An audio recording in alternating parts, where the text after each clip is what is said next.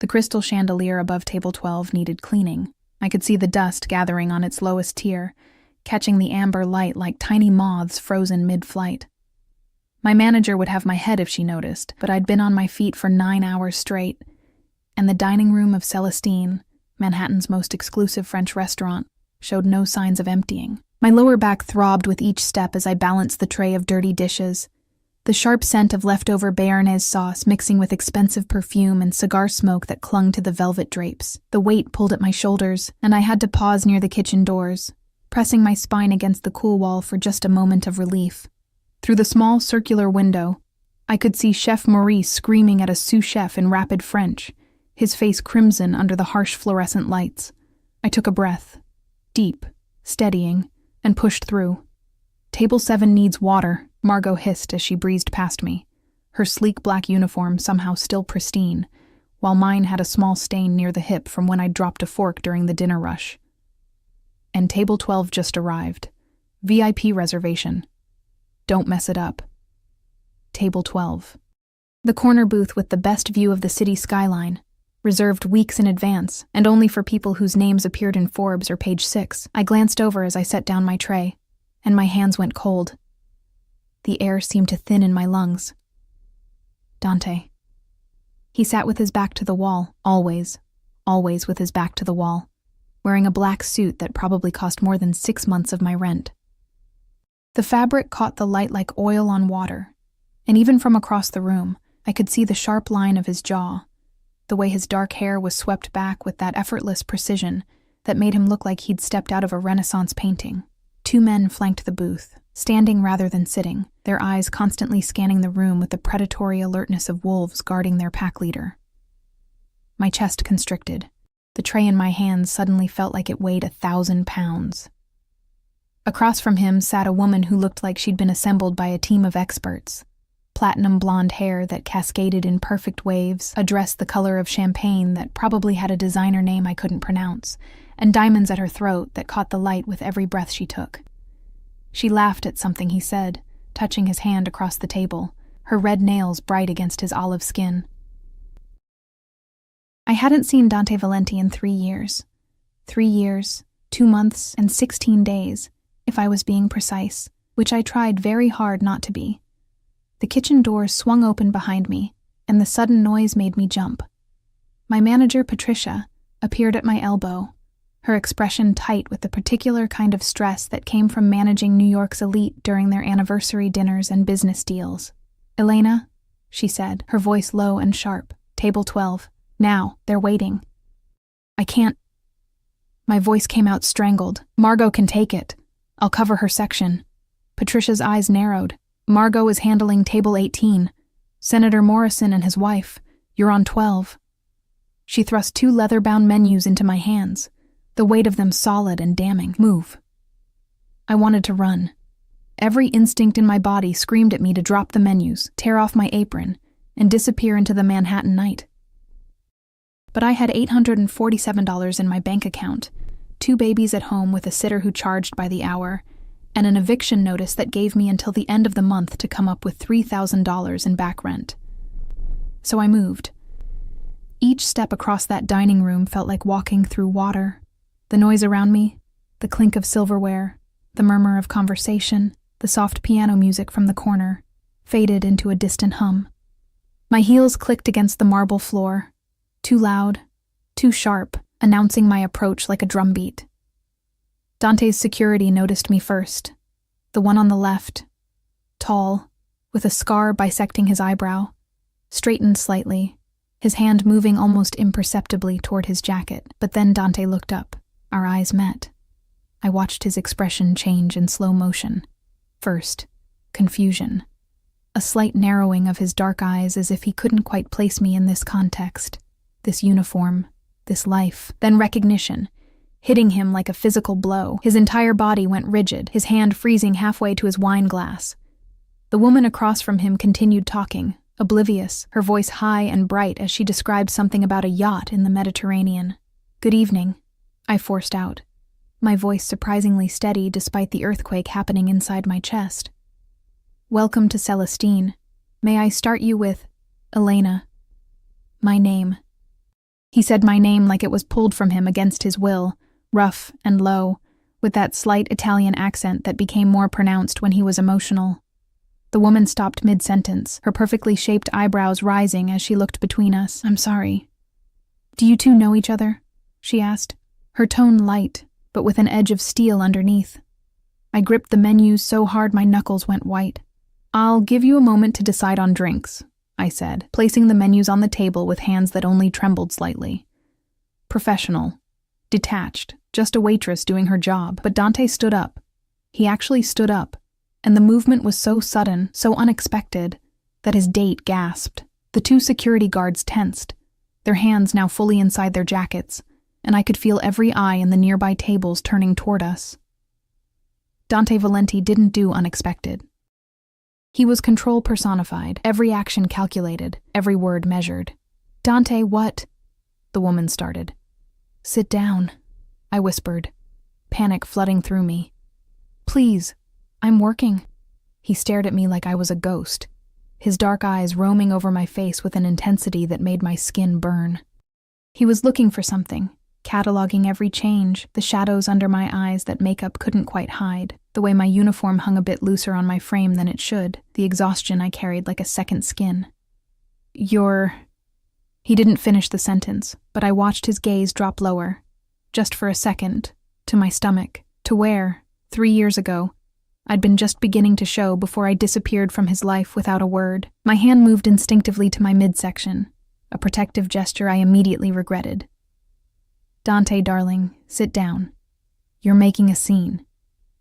The woman's voice had lost all its warmth, gone crisp with embarrassment and rising suspicion. He sank back into his seat slowly, but his eyes never left mine.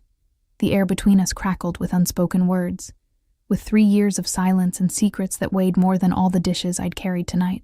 "Your server will be right back," I managed, turning on my heel. I made it 3 steps before his voice stopped me.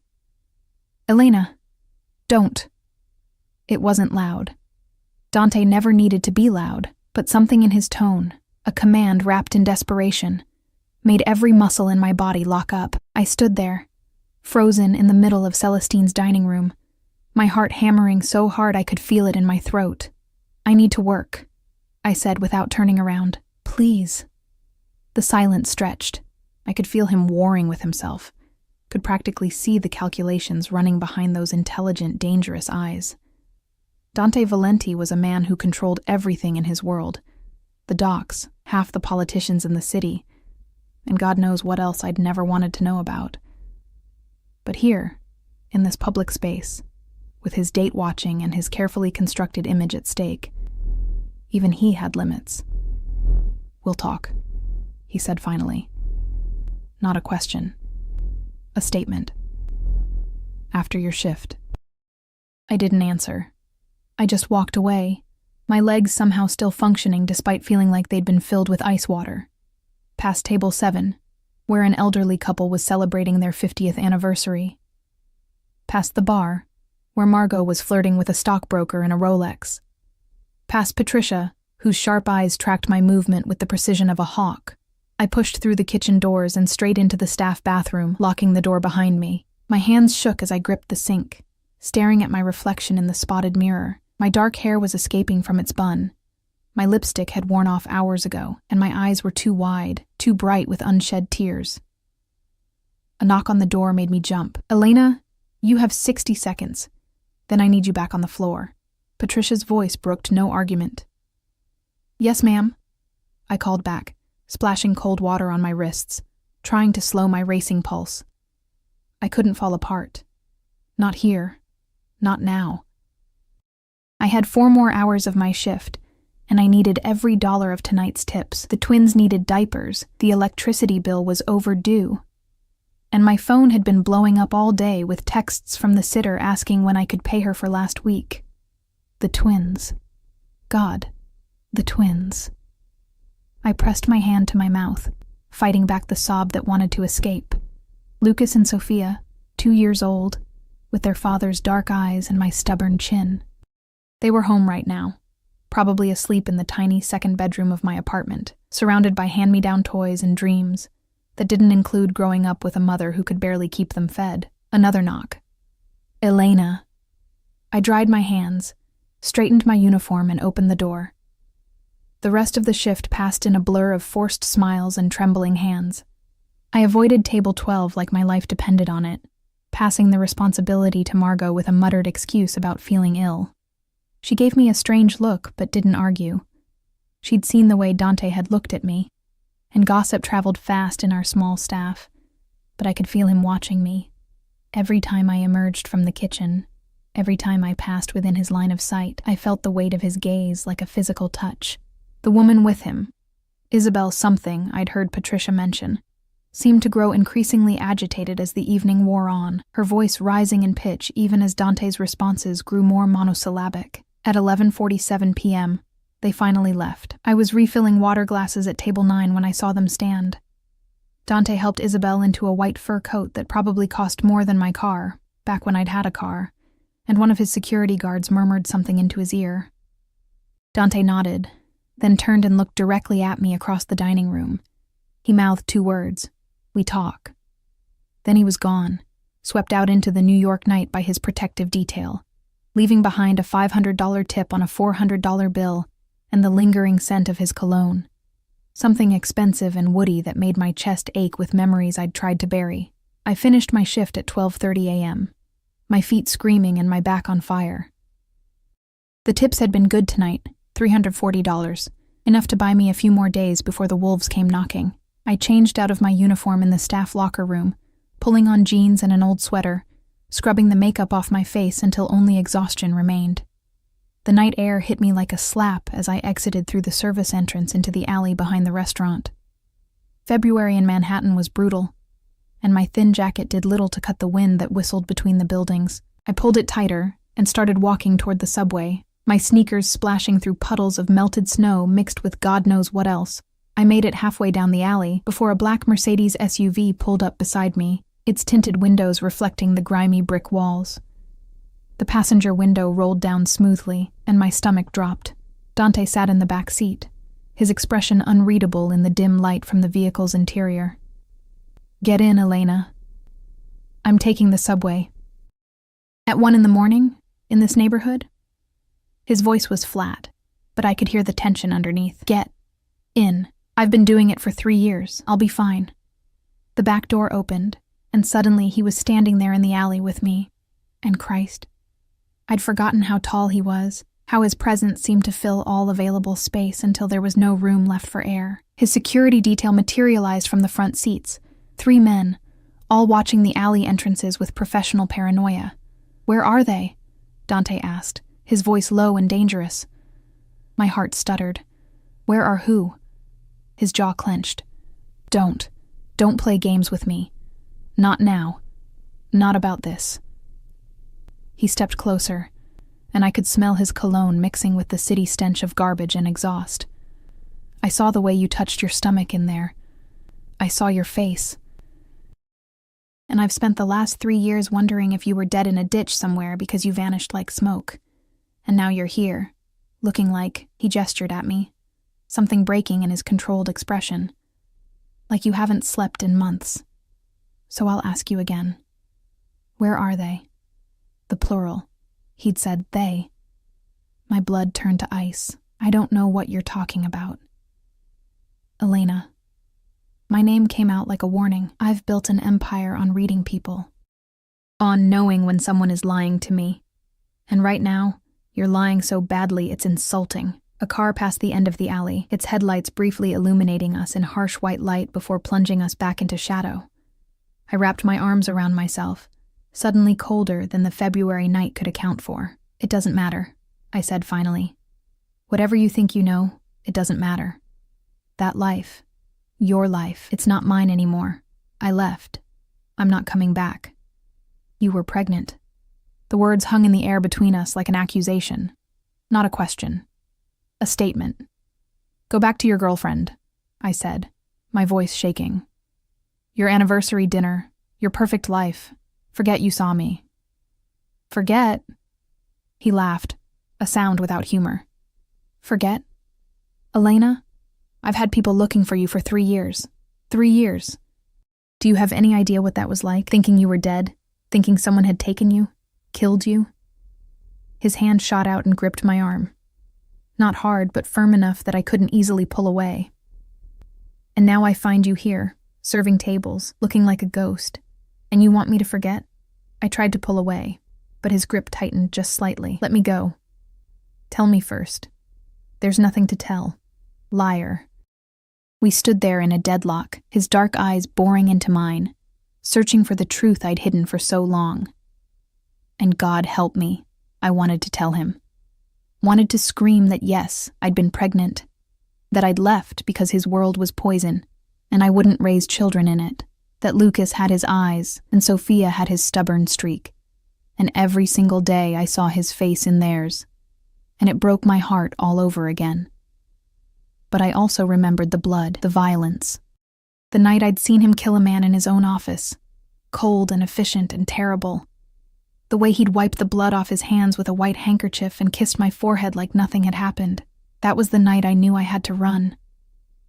Please, I whispered, hating how my voice broke. Please just let me go. Something in my tone must have reached him because his grip loosened slightly. But he didn't release me. Give me your address. No. Elena? No. I wrenched my arm free, stumbling back a step. You don't get to do this. You don't get to walk back into my life and demand things. I left for a reason. What reason? His voice rose, frustration finally cracking through his control. I gave you everything you could have wanted, and you left without a word, without a trace, like I meant nothing. You meant too much. The words burst out of me before I could stop them. You meant too much, and your world was going to swallow me whole, and I couldn't. I stopped, pressing my hand to my mouth. I'd said too much, way too much. Dante went very still. In the distance, a siren wailed. One of his security guards murmured something into a radio, his eyes never leaving the alley entrance. Get in the car, Dante said quietly. I'll take you home. We'll talk there. Absolutely not. Then we talk here, in this alley, in the cold, for as long as it takes. He crossed his arms, and I knew that expression, immovable, implacable. A man who'd built an empire on never backing down. Your choice, Elena. My phone buzzed in my pocket. I pulled it out with shaking hands and saw a text from the sitter. Sophia is running a fever. Nothing serious, but wanted you to know. My heart clenched. I typed back quickly. Coming home soon. Give her the infant Tylenol in the kitchen cabinet. When I looked up, Dante was staring at my phone screen, his expression unreadable, but something had changed in his eyes. Something sharp and knowing and absolutely terrifying. Sophia, he said softly. That's a beautiful name. I shoved my phone back in my pocket. I have to go. I'm taking you. No. Elena. He stepped closer again, and this time there was something different in his voice. Something almost gentle beneath the steel. Let me take you home. Please. Just let me see that you get there safely. The exhaustion crashed over me all at once. 3 years of running, of surviving, of holding everything together with dental floss and prayers. My feet hurt, my back hurt, my soul hurt, and standing here in this freezing alley, staring at the man I'd loved and left and mourned, I simply didn't have the energy to fight anymore. Fine, I said, but you drop me at the corner, not at my door, and then you leave. He nodded once, sharp and definitive. Agreed. The lie tasted bitter on my tongue, but I climbed into the Mercedes anyway, sinking into leather seats that probably cost more than my monthly rent. Dante slid in beside me, maintaining a careful distance, and the door closed with an expensive thunk that sealed us in together. The driver pulled out of the alley smoothly, and I gave him an address 3 blocks from my actual apartment. The interior of the car smelled like leather and Dante's cologne, and the heated seats were warm against my aching body. I leaned my head against the window, watching the city blur past, trying not to think about what I'd just agreed to, trying not to think about the fact that Dante Valenti now knew I had a child named Sophia, and wondering how long it would take before he figured out the rest. The silence in the car was suffocating. I kept my face turned toward the window, watching the city lights smear into watercolor streaks as we glided through Manhattan's late-night streets. My reflection in the glass looked like a stranger, pale, haunted, with eyes too large and a face that had lost the softness it once had. Behind that reflection, I could see Dante's profile, sharp and still as a statue, his jaw working like he was chewing on words he couldn't quite bring himself to speak. The driver navigated smoothly through traffic, and I noticed how the two security vehicles flanked us. One ahead, one behind. Even now, even for this, Dante traveled like a man at war, which I supposed he always was. "You look tired," he said finally, his voice cutting through the hum of the engine. I almost laughed. Tired. Such an inadequate word for the bone-deep exhaustion that had become my constant companion. I work 2 jobs. Tired comes with the territory. 2? Something dangerous flickered in his tone.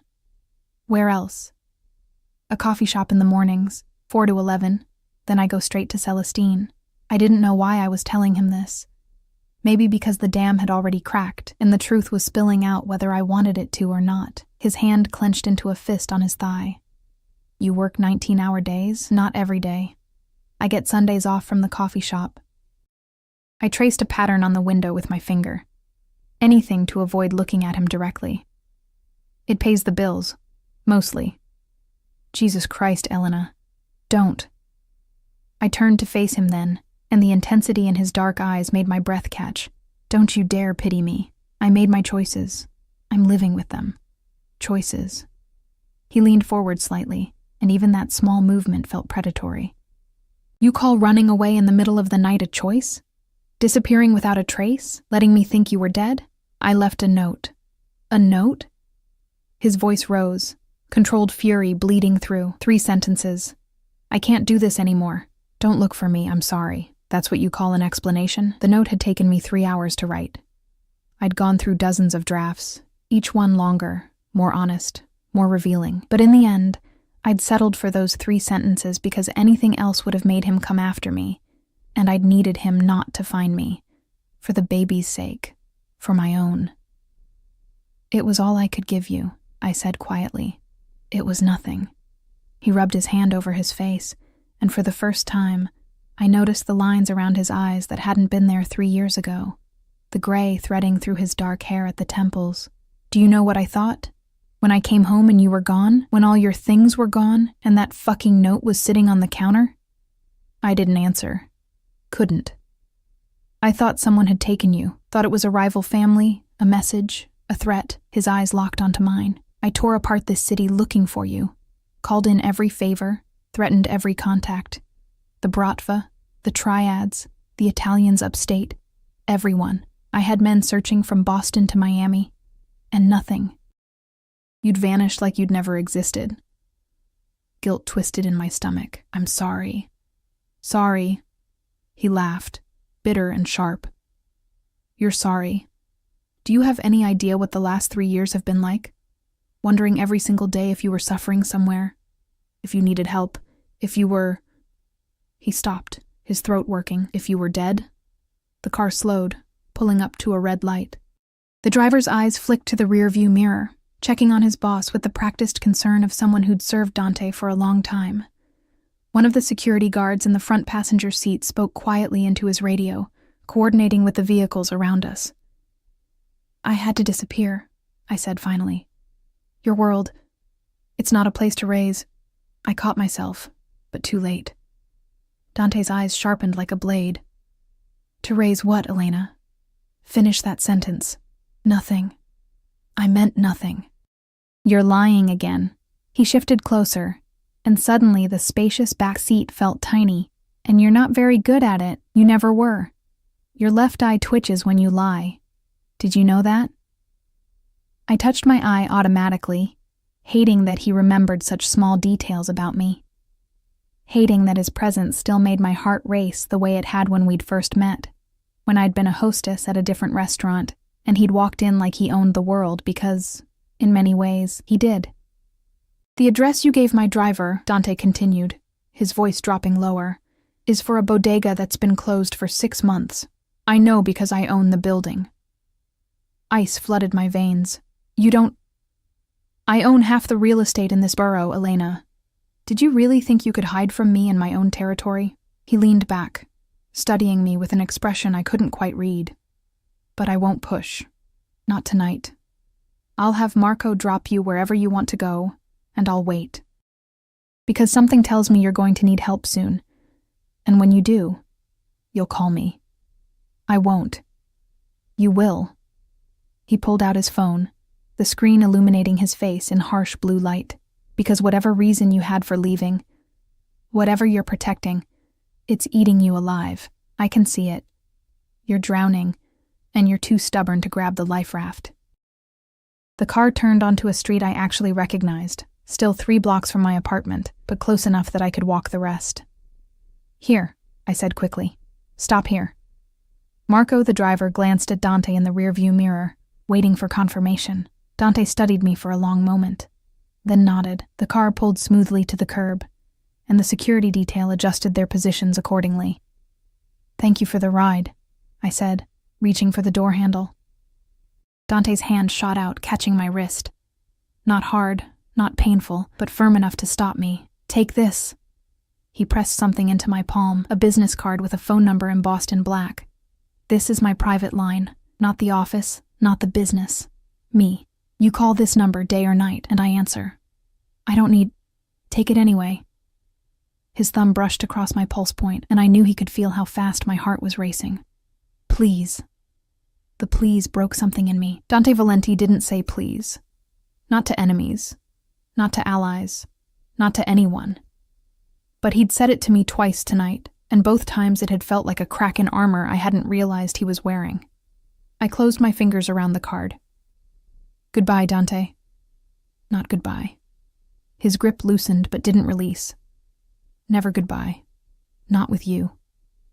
I pulled my hand away and stumbled out of the car, my legs unsteady on the cracked sidewalk. The February wind cut through my thin jacket, and I hunched against it, wrapping my arms around myself. Behind me, I heard the car door close, but the Mercedes didn't pull away. I could feel Dante watching through the tinted windows as I walked, my shadow stretching long and thin under the streetlights. I didn't look back. If I looked back, I'd break. 3 blocks felt like 3 miles. My feet ached, my back throbbed, and every step was an exercise in not collapsing. But I made it to my building, a 5-story walk-up with peeling paint and a front door that didn't quite lock properly. I climbed the stairs to the 3rd floor, each step in agony, and finally reached apartment 3C. The door opened before I could turn my key. Mrs. Chen stood there, all 4'11" of her, holding a sleeping Sophia in her arms. My daughter's dark curls were plastered to her forehead with sweat, her cheeks flushed with fever, and my heart clenched so hard it hurt. Fever broke about an hour ago, Mrs. Chen whispered in her heavy accent. She's sleeping good now. Lucas, too. He in the bedroom. Thank you so much. I took Sophia carefully, cradling her warm weight against my chest. She stirred slightly, making a small sound, and settled back into sleep. I'm so sorry I'm late. Let me get your money. Tomorrow is fine. Mrs. Chen patted my arm with wrinkled hands. You look dead on feet. Sleep first, pay tomorrow. Mrs. Chen, I can't keep asking you to wait. Shh. Tomorrow. She shuffled past me into the hallway, moving with the careful precision of her 78 years. Those babies need mother who sleeps, not mother who falls down. The door closed behind her, and I was alone with my daughter in the tiny apartment that smelled like the chicken nuggets I'd cooked for the twins' dinner and the lavender spray I used to mask the lingering scent of mildew from the bathroom. I carried Sophia into the bedroom we all shared. Me in the double bed, the twins in their cribs that were really too small for them now, but were all I could afford. Lucas was sprawled on his back, arms flung wide, his chest rising and falling with the deep breathing of innocent sleep. He had a small Band-Aid on his knee from where he'd fallen at the park 2 days ago, and one of his toy trucks was clutched in his hand. They looked like their father, both of them. The same dark hair, the same olive skin, the same impossibly long lashes that I'd traced with my fingers when they were newborns, and I'd been terrified and alone and wondering how the hell I was going to survive. I laid Sophia in her crib, pulling the thin blanket up to her chin. She whimpered slightly, her forehead still warm, but not dangerously so, and I pressed a kiss to her temple. "Mama's home, baby," I whispered. "Mama's home." Then I sank onto my bed and let the tears come. They were silent tears, the kind that hurt your chest and made your throat burn. 3 years. 3 years of running, hiding, scraping by.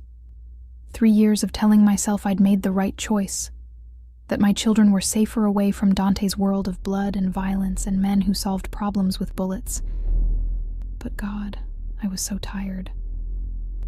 I pulled out the business card he'd given me, studying it in the dim light from the street that filtered through our thin curtains. Just a phone number. No name, no logo, nothing to identify whose number it was.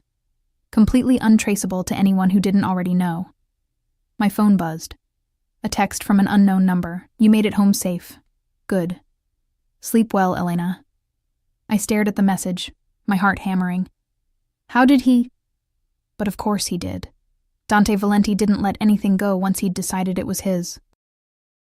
And despite 3 years of absence, despite my desperate attempts to erase myself from his life, he'd just proven that I'd never really escaped at all. I typed back, "Don't contact me again." The response came immediately, can't promise that. Sweet dreams. I turned off my phone and shoved it under my pillow, as if that could somehow block him out. But I could still feel him out there. Somewhere in the city. Probably in his penthouse overlooking Central Park, surrounded by luxury and power, and the kind of security that came from being the most dangerous man in New York. Sleep came eventually, but it was fitful, filled with dreams of dark eyes and expensive cologne and the sound of gunshots echoing through marble hallways. I woke to Lucas screaming, not crying, screaming. The high-pitched, terrified sound of a child who'd woken from a nightmare and didn't understand where he was. I bolted upright, my heart in my throat, and found him standing in his crib with tears streaming down his face. "Mama! Mama!"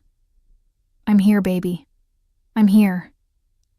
I scooped him up, and he wrapped his arms and legs around me like a koala, his whole body shaking with sobs. "Shh, it's okay. Just a bad dream. Just a dream. Monster." He hiccuped against my neck. "Big monster. Teeth." "No monsters here, I promise. Mama won't let any monsters get you."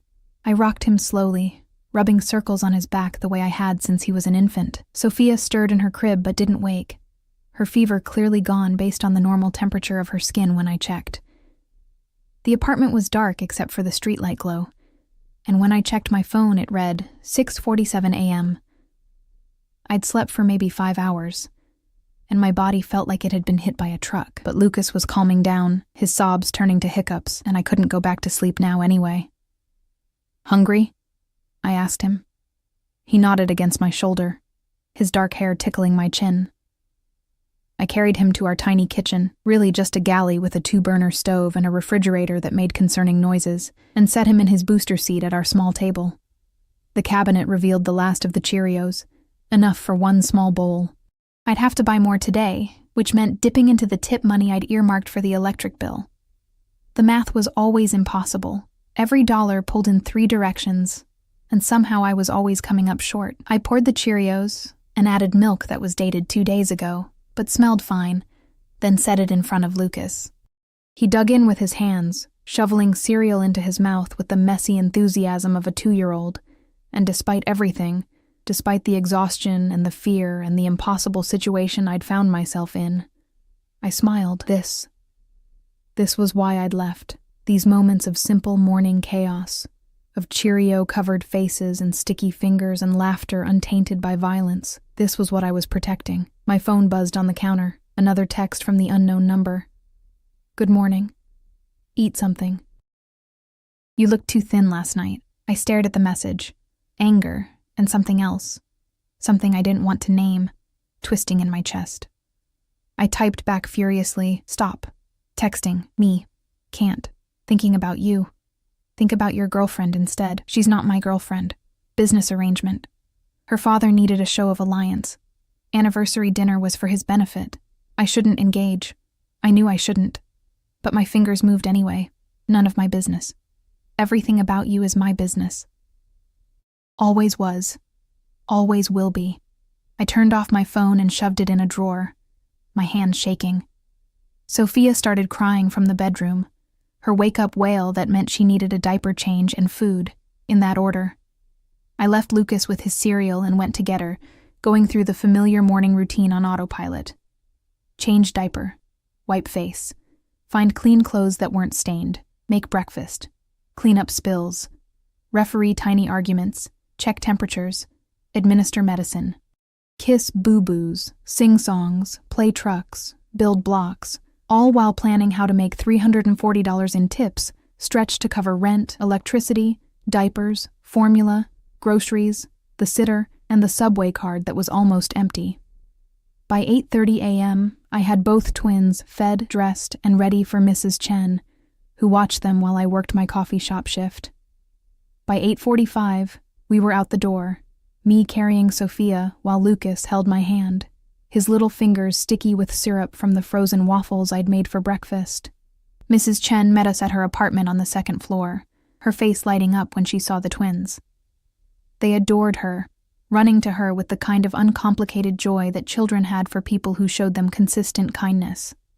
"You look terrible," Mrs. Chen said bluntly as I handed over Sophia. "Not sleeping?" "I'm fine." "Lying makes wrinkles worse." She bounced Sophia on her hip. "Go, work, make money. Come back tonight, we talk about payment plan, yes?" "Mrs. Chen, go. Children are fine with Auntie Chen." I kissed both twins goodbye, breathing in their baby shampoo smell, trying to memorize every detail of their faces like I did every morning. Then I left, hurrying down the stairs and out into the February cold, heading for the subway that would take me to the coffee shop in Midtown, where I pulled espresso shots and smiled at customers who didn't tip and complained that their lattes were too hot, or too cold, or too foamy, or not foamy enough. The N train was packed with morning commuters, and I stood pressed between a man reading the Financial Times and a woman applying makeup with the precision of a surgeon. My feet already hurt from last night, and I closed my eyes, trying to center myself for the 7-hour shift ahead. The coffee shop was hell. The machine broke twice. There was a rush of tourists who didn't understand how to order, and my manager yelled at me for taking too long on my break when I'd been in the bathroom, trying not to vomit from exhaustion and stress. By the time my shift ended at 11, I had $23 in tips, and a headache that felt like someone was driving nails through my skull. I checked my phone as I left through the back door.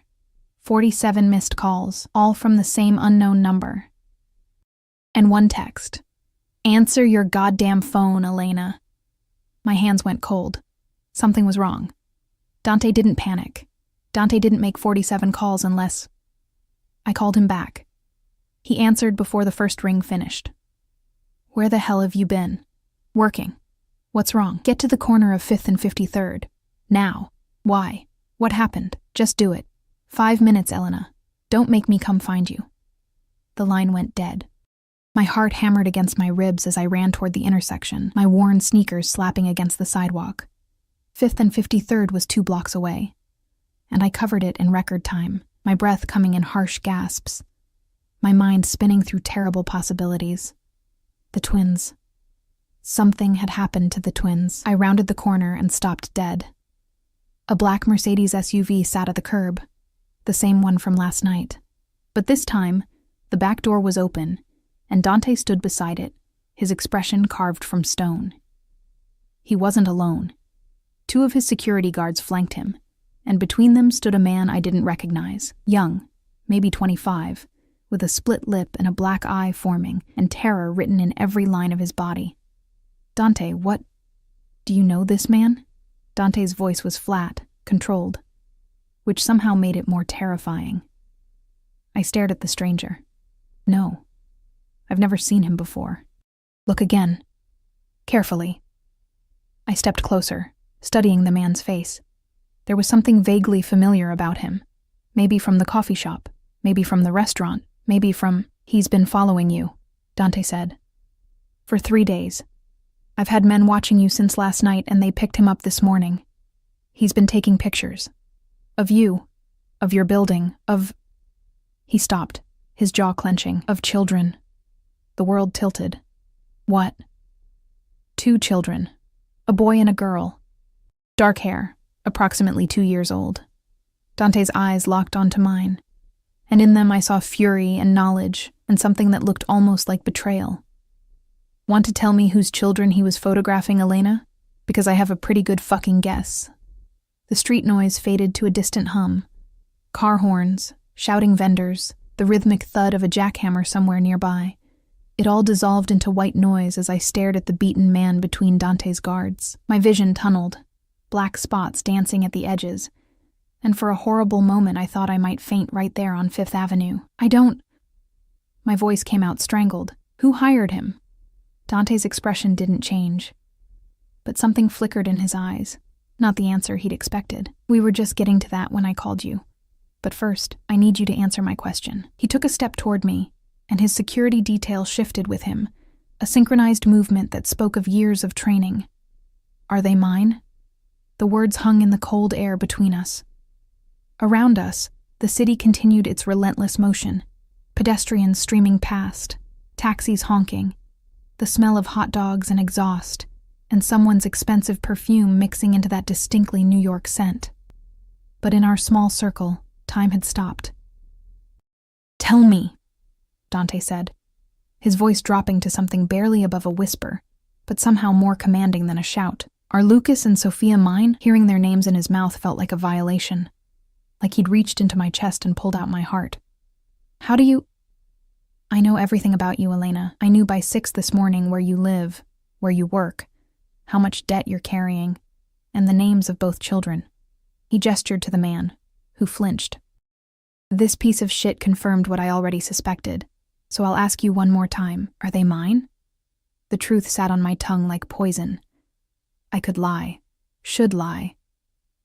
But looking into Dante's eyes, seeing the dangerous edge of control he was hanging onto by a thread, I knew the lie would destroy whatever fragile détente we'd established. Yes, I whispered. The word landed like a bomb. Dante went absolutely still. Not the stillness of calm, but the stillness of a predator before it strikes. His hands clenched into fists at his sides, and I watched his chest rise and fall with carefully controlled breaths. The 2 guards exchanged glances, their expressions neutral, but their body language suddenly more alert. Yes, Dante repeated, as if testing the word. Yes, 3 years. 3 fucking years, Elena. His voice cracked on my name. I have children, twins, and you kept them from me. I kept them safe, I shot back, anger finally cutting through the fear. Your world isn't safe. It's guns and blood and men who solve problems by making people disappear. I wasn't going to raise babies in that. So you raised them in poverty instead? His gesture encompassed everything. My worn clothes, my exhausted face, the desperation I couldn't quite hide. Working yourself to death, barely able to feed them, that's better? They're alive. They're healthy. They smile and play and don't hear gunshots when they're trying to sleep. My voice rose despite my best efforts. Yes, Dante. That's better. They're mine. The words came out raw, possessive, absolute. You had no right. I had every right. I was shaking now. 3 years of fear and exhaustion and desperate love pouring out in a flood. I saw you kill that man. Do you remember? In your office. He begged. He cried. He said he had children, and you put a bullet in his head like you were swatting a fly. Dante's expression darkened. He was stealing from me, stealing from the families who depend on me for protection. He knew the consequences. He had children. The words tore out of me. Children who went to bed that night without a father because you decided he'd broken your rules. And I was pregnant, Dante. Pregnant. And I looked at you with blood on your hands, and I thought, what if someday my children disappoint you? What if they break your rules? You think I would ever... He stopped, his jaw working. You think I would hurt my own children? I think your world would hurt them, even if you didn't. I wrapped my arms around myself, suddenly freezing despite the weak sunshine. I couldn't risk it. The silence stretched between us, heavy with 3 years of choices and consequences. The man who'd been following me whimpered slightly, and one of the guards jabbed him in the ribs to shut him up. Who hired you? Dante asked without taking his eyes off me. I don't know, I swear. I just got a call. Anonymous, cash payment, liar. Dante's hand moved in a sharp gesture, and the guard on the left pulled out a gun, pressing it to the man's temple with casual efficiency. Last chance. Who hired you to follow her, to photograph my children? My children. He'd said it so naturally, claimed them with 2 words like it was already fact. Marco Tessio. The man's voice cracked, terror making him shake. Marco Tessio hired me. Said he needed proof that you were distracted, that you'd gone soft. Something about a power play. I don't know the details, I swear I don't. Dante's expression went from cold to glacial. Marco. The name came out like a curse, of course. He's been pushing for months, questioning my decisions, rallying the younger soldiers. He looked at his head of security, a man I vaguely recognized from 3 years ago named Victor. Find him, bring him to the warehouse, and spread the word. Meeting tonight, all captains, no exceptions. It's time to remind people why they don't cross me. Victor nodded and pulled out his phone, already making calls. The other guard kept his gun pressed to the photographer's head, waiting for instructions. What are you going to do with him? I asked, even though I already knew, already remembered. What do you think? Dante's eyes were chips of black ice. He photographed my family. He gave intelligence to my enemy. There's only one consequence for that. Dante. No. He cut me off with a sharp gesture. No, Elena. You don't get to run from my world for 3 years and then tell me how to handle threats to my children. This man, he pointed at the whimpering photographer, put Lucas and Sophia in danger. Marco Tessio knows where you live now, knows they exist. Do you understand what that means? I did. God help me, I did. In Dante's world, family was leverage. Family was weakness. Family was the button you press to make a man break. You need to come with me, Dante continued. Now, all 3 of you. I have a safe house in Westchester, fully staffed, complete security. You'll be protected there while I handle this. I can't just leave. I have work, bills, responsibilities. I'll handle it. He was already pulling out his phone. Your shifts will be covered, your bills paid, your apartment maintained, whatever you need. But you and my children are not spending another night in that building with a broken lock and no security. You can't just take over my life. Watch me. He stepped closer, and I could smell his cologne mixing with the city air. You made your choices, Elena. You chose to leave, to hide, to struggle alone. Fine. But the second Marco Tessio decided to use you and our children as weapons against me, you lost the luxury of independence. You're in my world now whether you like it or not. They're not weapons, they're babies, which is exactly why they need protection. His hand came up, almost touching my face before he seemed to catch himself. Please, let me protect you, all of you. That's all I'm asking. It wasn't a request, not really. But the fact that he'd phrased it as one, that he'd said please again, made something in my chest crack. For how long? I asked quietly. Until Marco is handled and I've made it clear what happens to anyone who threatens my family. His eyes searched mine. A few days, maybe a week. And then? Then we figure out the rest, together. He pulled out his phone, typing quickly. I'm sending a car to your building. Victor will escort you. Pack whatever you need for the twins. Clothes, toys, medicine. Don't worry about anything else. Mrs. Chen. I'll have someone explain to Mrs. Chen and pay her for her time, generously. He was already moving, his security detail falling into formation around him. The car will be there in 20 minutes. Be ready. Dante, wait. But he was already getting into the Mercedes, the photographer being shoved in after him, and I knew with absolute certainty that the man wouldn't be seen alive again. The door closed, and the vehicle pulled into traffic, flanked by its escorts, disappearing into the Manhattan chaos. I stood on the corner, shaking, my mind spinning. 20 minutes. I had 20 minutes to upend my life, pack up my children, and walk voluntarily into the world I'd spent 3 years running from. I pulled out my phone and called Mrs. Chen. Wei? Mrs. Chen, it's Elena.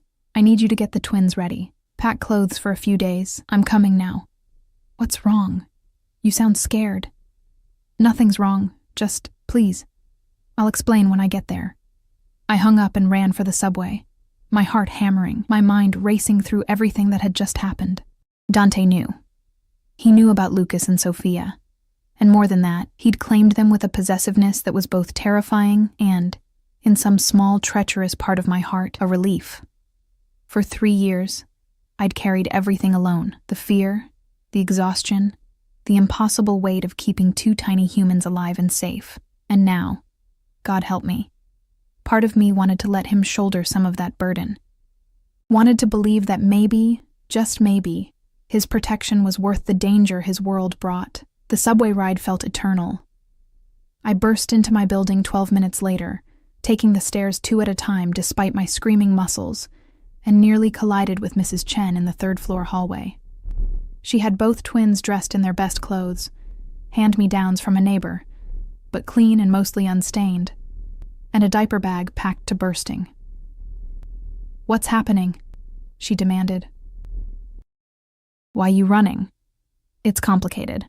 I'll pay you for this week and next, I promise. Forget money. Tell me truth. You in trouble?" I looked at her weathered face, saw the genuine concern there, and felt tears prick my eyes. Not trouble exactly, just their father found out about them. He wants us somewhere safe for a few days. Understanding dawned in her expression. The father. He rich? Powerful? Very. And dangerous? I hesitated, then nodded. Mrs. Chen surprised me by smiling. Good. Dangerous man can protect you. Rich man can feed babies. You need both, yes? She patted my cheek. Go. Be safe. Come back when ready. Mrs. Chen. Go. I gathered the twins, Sophia on my hip and Lucas's hand in mine, and headed back down to the street, just as a black SUV identical to Dante's pulled up to the curb. Victor stepped out, his expression professional but not unkind. "Ms. Elena, let me help you." He took the diaper bag and opened the back door, revealing 2 car seats already installed. Professional grade, expensive, adjusted to the perfect height. Of course they were. Dante didn't do anything halfway. "Mama, where we going?" Lucas asked, his dark eyes, so like his father's, wide with curiosity rather than fear. "An adventure," I managed, my voice only shaking slightly. "A fun adventure." Sophia babbled something incomprehensible and grabbed my hair, pulling hard enough to make my eyes water. Victor efficiently buckled both twins into their seats, then held the door for me. I slid in beside Sophia, my stomach churning with anxiety, and something I didn't want to examine too closely. The drive to Westchester took 45 minutes through midday traffic. The twins alternated between fascination with the fancy car and demands for snacks, which Victor somehow produced from a cooler in the front seat. Juice boxes, graham crackers, apple slices, all organic, all name brand, all things I could rarely afford.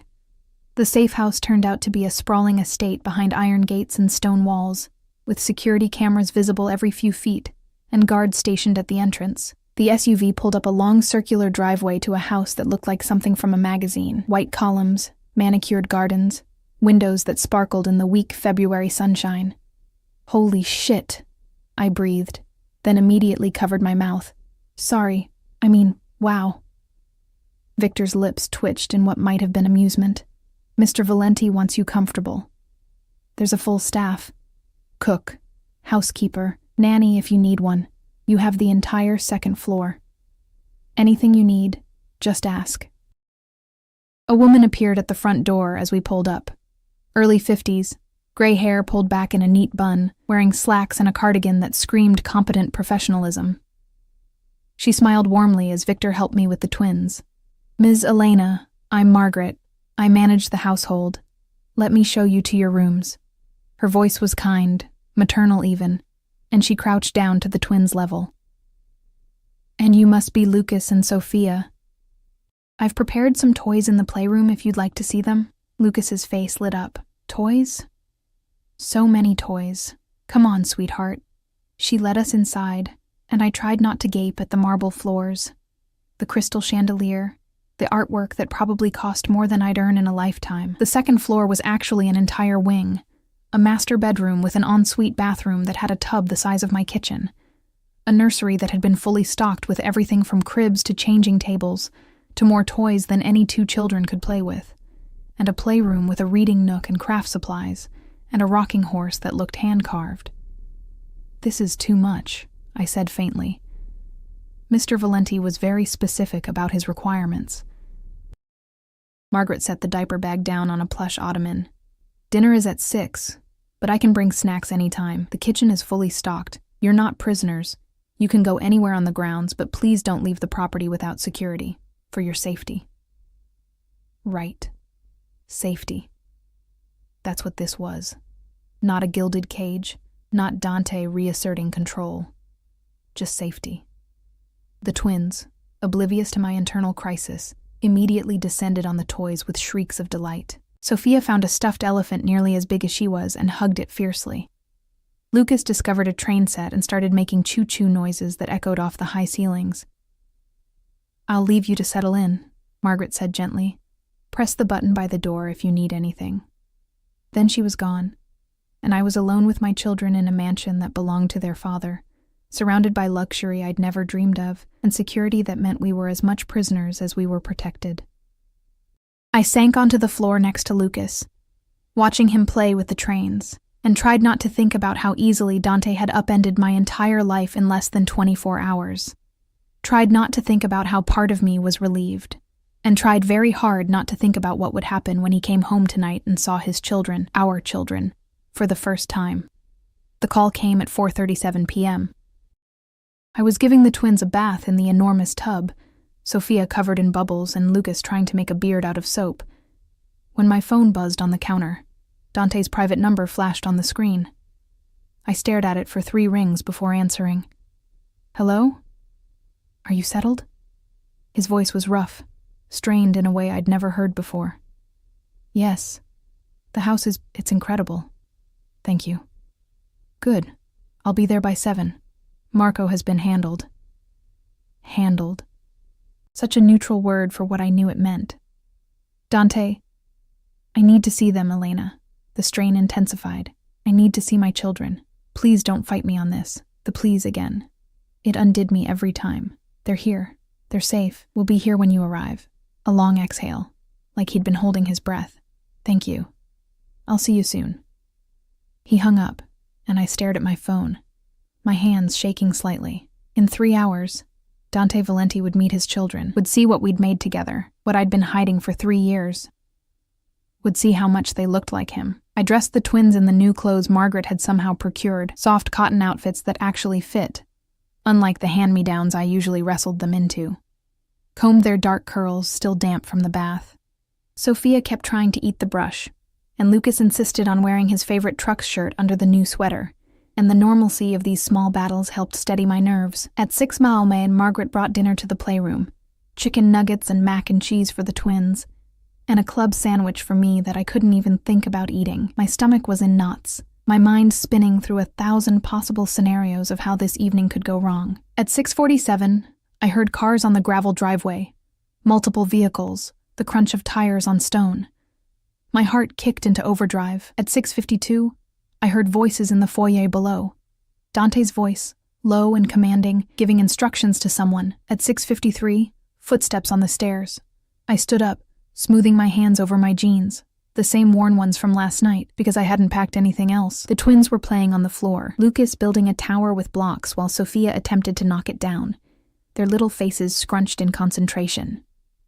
The door opened. Dante stood in the doorway, still wearing his suit from this morning, but with the tie loosened and the top button undone.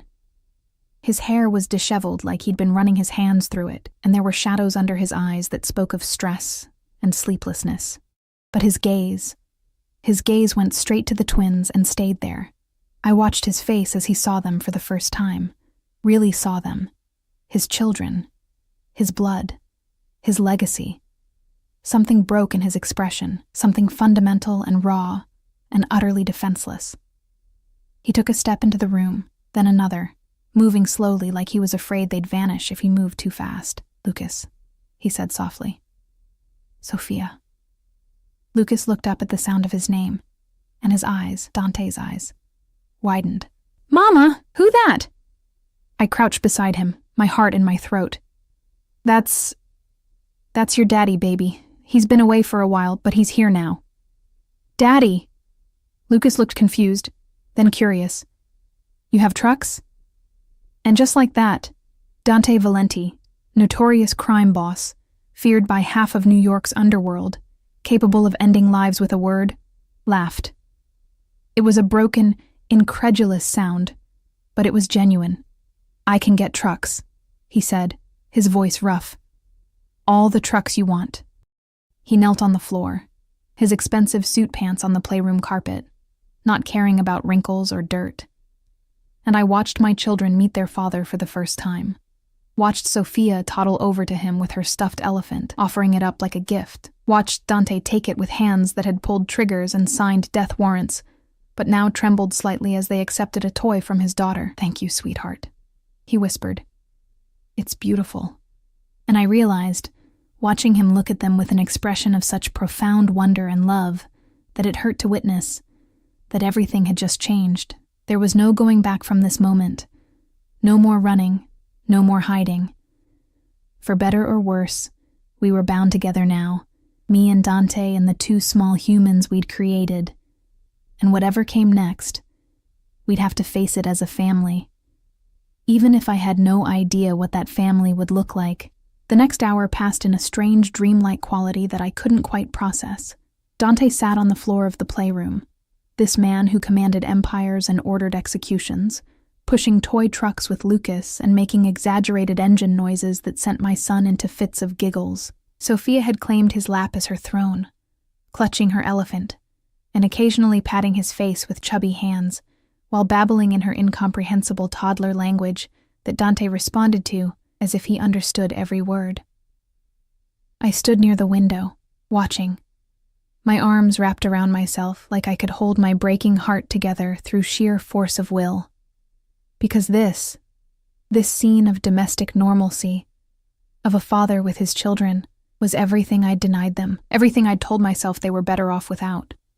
But watching Lucas's face light up when Dante helped him build a block tower, watching Sophia's delighted squeal when Dante tickled her stomach, I couldn't lie to myself anymore. They needed this, needed him.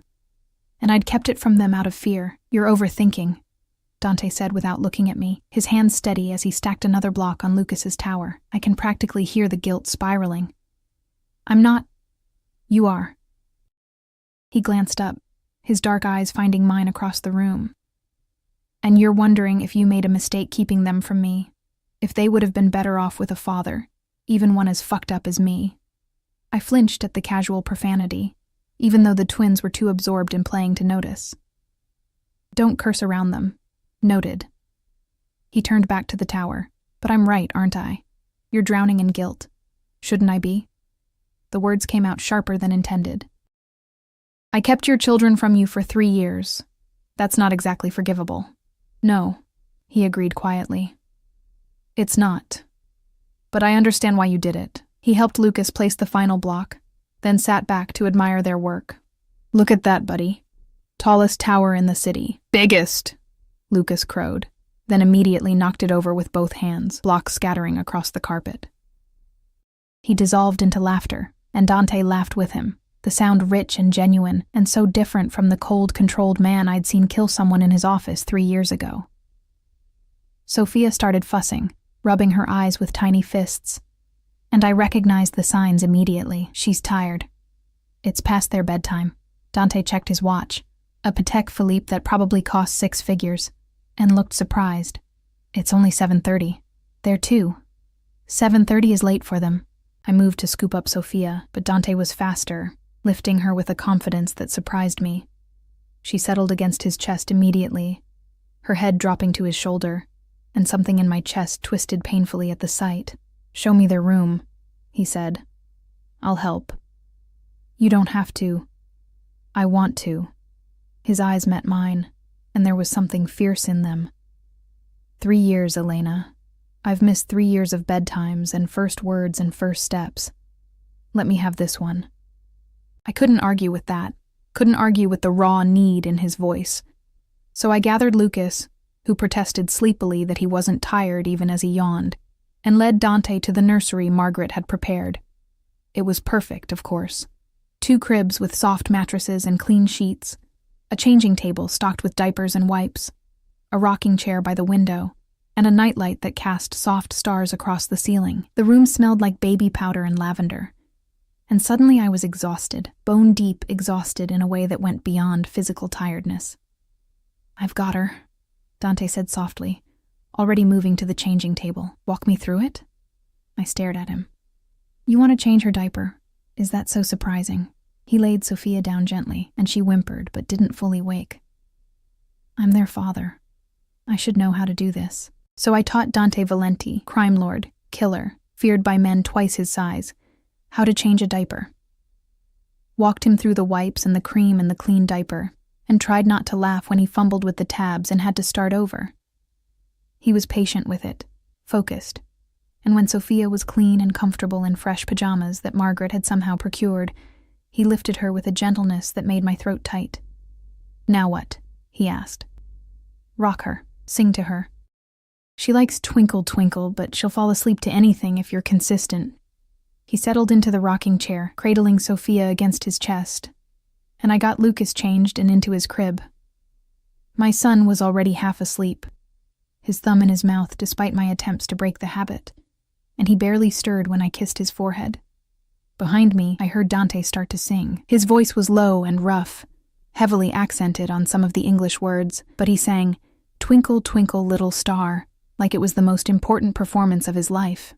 Sophia's eyes drooped, her breathing evening out, and by the second verse she was asleep, her small hand curled against Dante's chest. I watched from beside Lucas's crib, my vision blurring with tears I couldn't quite stop. This wasn't supposed to happen. I wasn't supposed to feel this ache in my chest, this longing for something I'd convinced myself we couldn't have, a family, a real family, not just me struggling alone, but 3 of us, 4 of us, together. Dante finished the song and sat there for a long moment, just holding Sophia, his eyes closed and his expression unguarded in a way I'd never seen. When he finally stood to place her in her crib, his movements were careful, reverent, like he was handling the most precious thing in the world. Which, I supposed, he was. He stood over her crib for a long moment, just watching her sleep, then moved to Lucas's crib and did the same. His hand reached out, almost touching Lucas's dark curls, then pulled back like he was afraid he'd break something. "They're perfect," he whispered. "Jesus, Elena, they're perfect." "I know." My voice cracked. "They're everything." He turned to face me, and in the soft glow of the nightlight, I could see the sheen of moisture in his eyes. Dante Valenti didn't cry. I'd never seen him cry, not in the 2 years we'd been together before I left. But right now, looking at our children, he was close. "Thank you," he said roughly, "for keeping them safe, for taking care of them. I'm furious that you kept them from me. But I also know," he stopped, his jaw working, "I know you did what you thought was right, and they're healthy and happy and whole because of you. So thank you." I couldn't speak, couldn't do anything but nod and try not to fall apart completely. "Come on," he said gently, gesturing to the door. "Let's let them sleep. We need to talk." That sounded ominous, but I followed him out of the nursery, pulling the door almost closed so we could hear if they woke, and down the hallway to the master bedroom. It was enormous. King-size bed with a canopy, fireplace, sitting area, and French doors that led to a balcony overlooking the gardens. Dante moved to the fireplace where a fire had already been lit and stared into the flames. I perched on the edge of an armchair, my hands twisted in my lap, waiting for the anger I knew was coming. The accusations, the demands. "Marco Tessio is dead," he said instead. "Him and the photographer. They won't be a threat anymore." I'd expected this, but hearing it confirmed still sent ice through my veins. How many others know? About Lucas and Sophia? My inner circle. The men I trust, absolutely. Victor, my captains, a few others. He turned to face me. "They're sworn to secrecy on pain of death. And I made it very clear at tonight's meeting what happens to anyone who even looks at my family wrong. My family. He kept saying it so casually, claiming us with words like it was already settled. What happens now? I asked quietly. Now? He moved closer, and I had to tilt my head back to meet his eyes. Now you and the twins stay here until I'm certain there are no other threats. A week, maybe 2, I'll have my people sweep your neighborhood, make sure no one else has been watching you. And then? Then we figure out a permanent arrangement.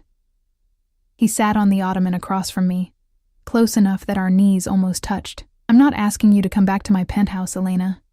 I'm not asking you to pretend the last 3 years didn't happen, but I am telling you that my children will not grow up in a building with a broken lock and no security. They will not go to bed hungry or cold, or wondering if their mother can pay the electric bill. I've managed fine. You've been drowning. His voice was sharp. You work 19-hour days and can barely make rent. That's not managing. That's surviving by your fingernails. He leaned forward, his elbows on his knees.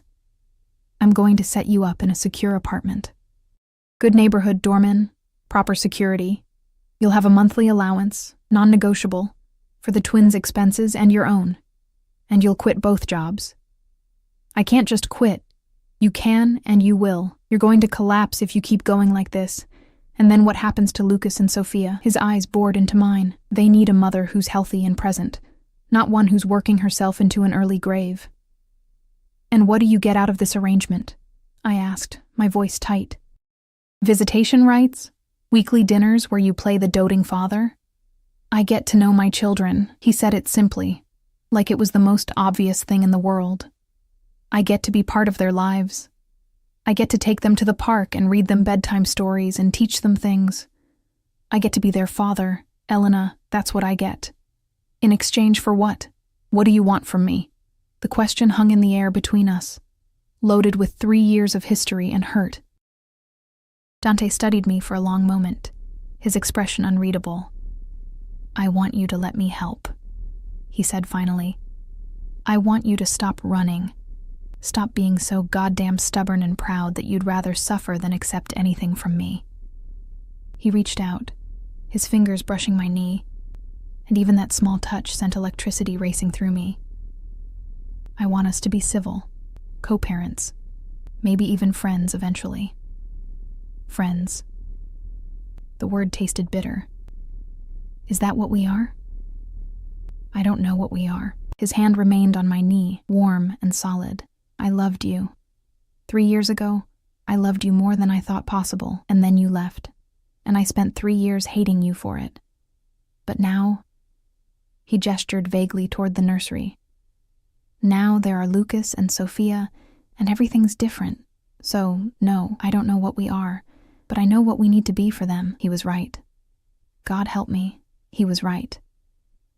Whatever residual feelings I had for Dante, and there were feelings, buried under layers of fear and self-preservation, but still there, had to take a back seat to what was best for our children. Okay, I said softly. Okay, we'll try. But I have conditions.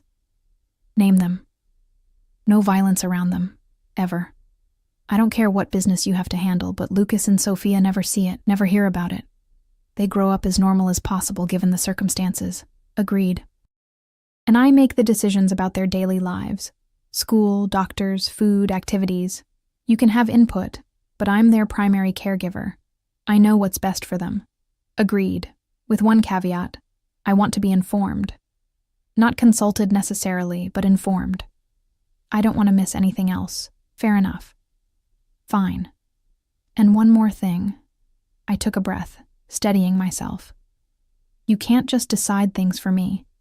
The apartment, the money, it's generous and I appreciate it. But you can't control my life. If I want to work, I work. If I want to date, I stopped, seeing his expression darken.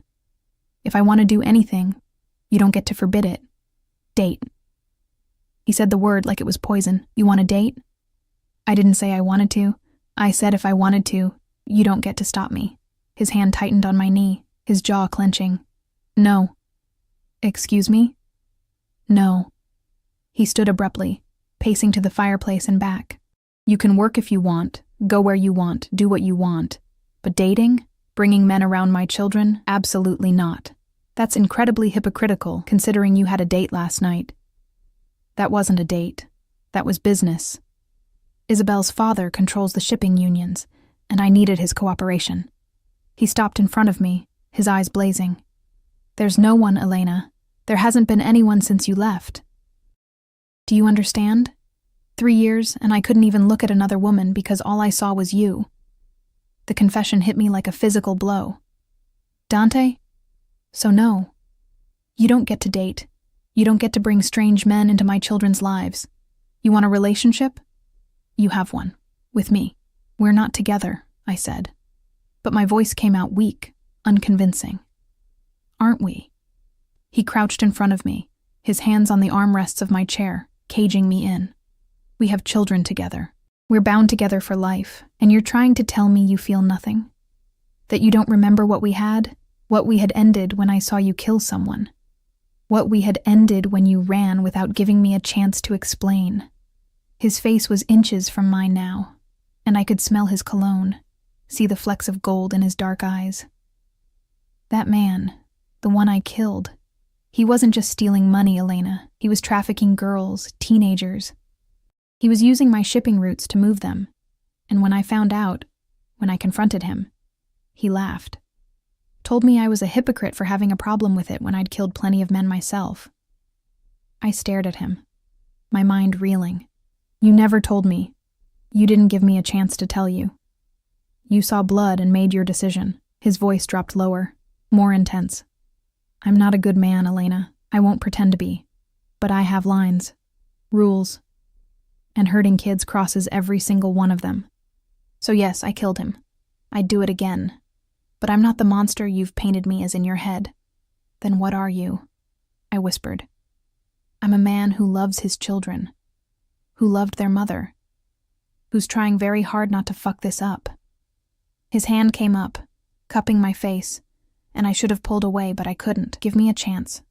A real chance. Not for us, but for them. Let me prove I can be what they need. And what about what I need? What do you need, Elena? His thumb brushed across my cheekbone. Because if it's safety, I can give you that. If it's security, stability, a life where you're not working yourself to death, I can give you all of that. Just tell me what you need. What did I need? I needed sleep.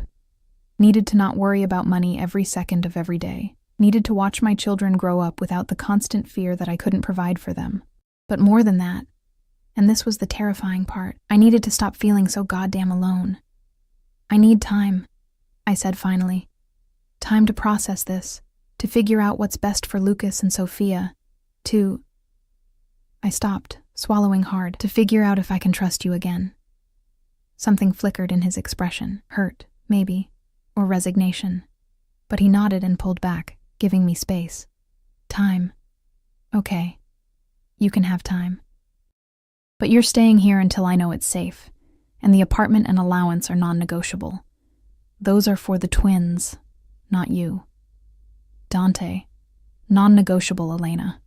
His voice hardened, taking on that edge of command that had probably terrified countless men. I've lost 3 years with my children. I'm not losing anything else. You want time?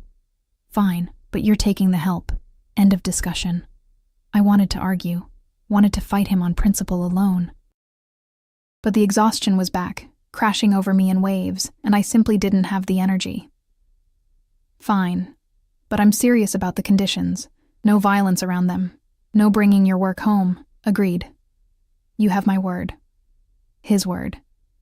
3 years ago, that would have meant everything. Now, I wasn't sure what it meant at all. A soft cry came from the nursery. Sophia, probably having a nightmare or needing her pacifier. I started to stand, but Dante was already moving. I'll get her, he said. You should rest. You look like you haven't slept in days. I haven't. Then sleep. I'll handle tonight. You don't know their routines, so I'll learn. He paused at the door. Go to bed, Elena.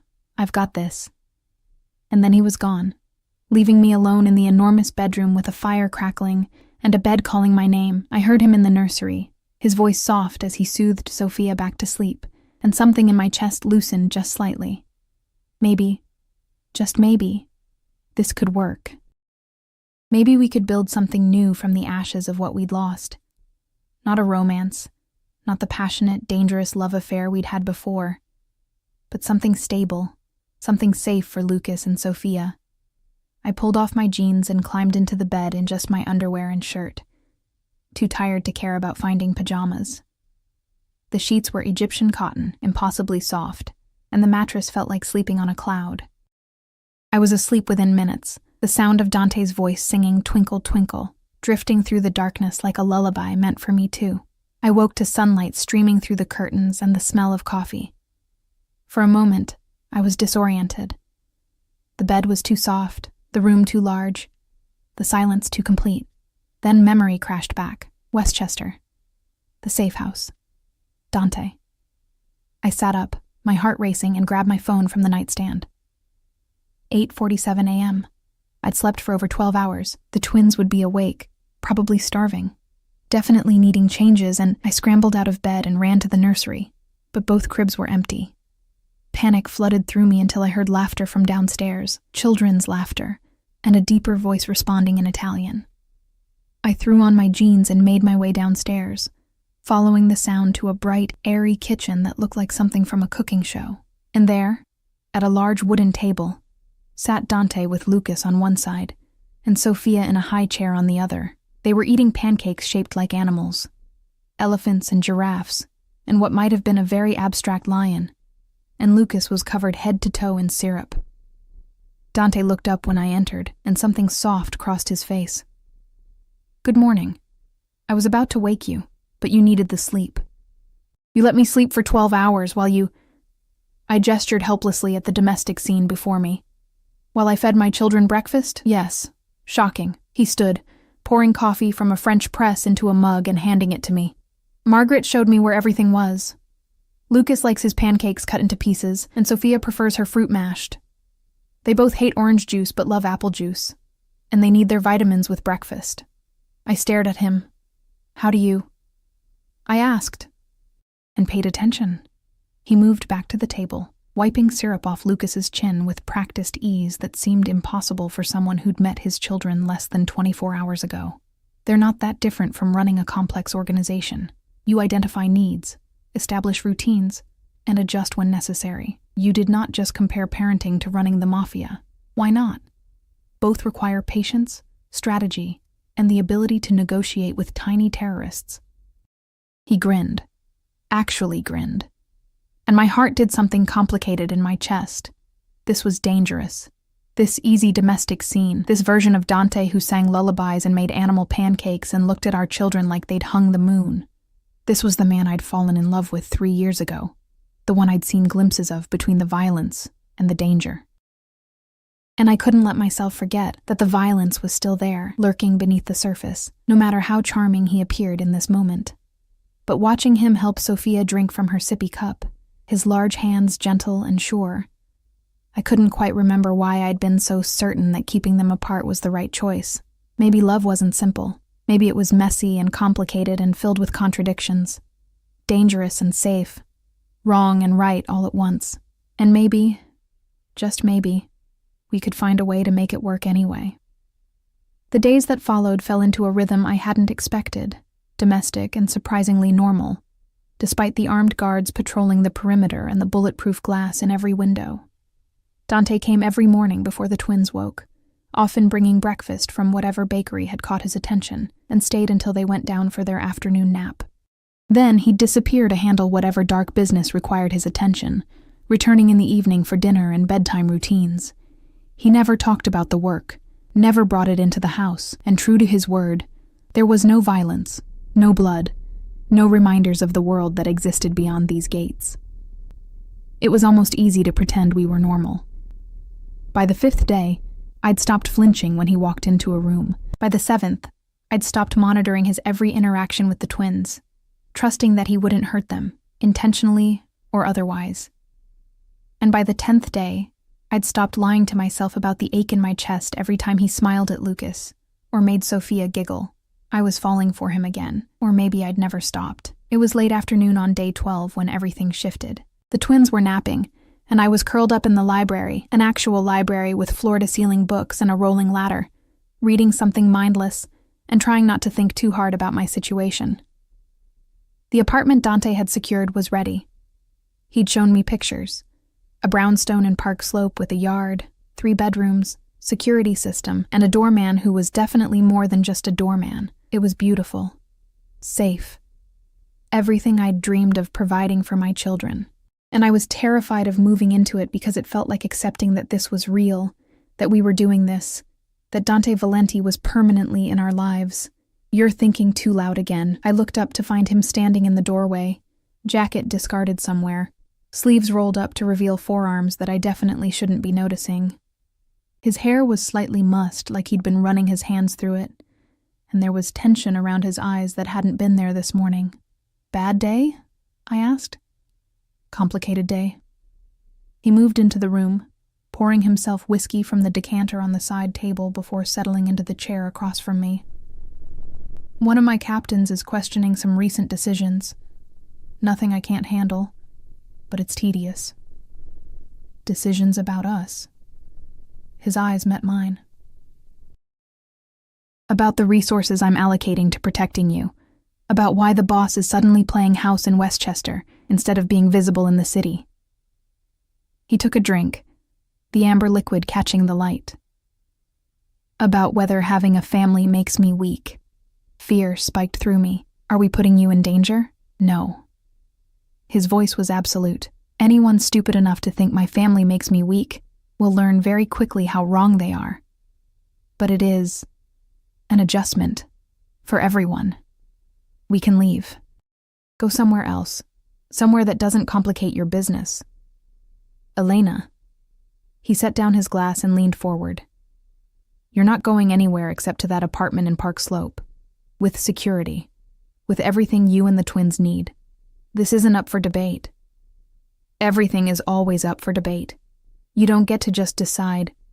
Watch me."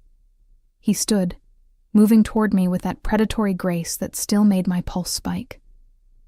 "I've spent 12 days watching you be an incredible mother, watching you love our children with everything you have, watching you struggle to accept help because you're so used to doing everything alone." He stopped in front of my chair, looking down at me with an intensity that stole my breath. "But I'm not going anywhere, and neither are you. So you can fight me on the apartment, the money, the security, or you can accept that this is how things are now and stop making everything harder than it needs to be. You're being a controlling asshole." "Yes." He didn't even deny it.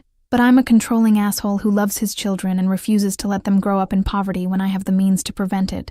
So call me whatever names you want, Elena, but you're moving into that apartment at the end of the week."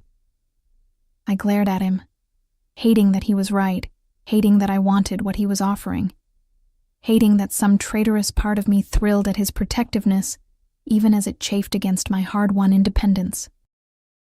"I hate you sometimes," I said, but there was no heat in it. "I know." He reached down, his fingers brushing my cheek. "But you don't hate me right now, don't I?" "No." His thumb traced my bottom lip, and suddenly the air between us was charged with something dangerous. "Right now, you're remembering what it was like between us, how good it was before everything went to shit. Dante, tell me you don't feel it." His voice dropped lower, more intimate. "Tell me you don't think about it late at night when you're alone in that big bed.